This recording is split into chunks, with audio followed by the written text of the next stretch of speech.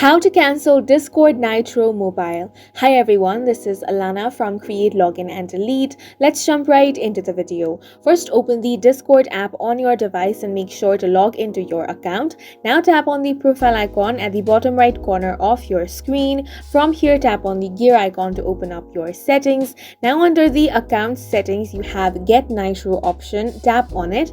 If you have not gotten Nitro already, you have the option to choose between Get Basic or Get Nitro, and from here you can check out your plan details as well. If you have already subscribed to Nitro and you want to cancel it, you want to scroll down and under billing settings you're going to find Manage Subscriptions option.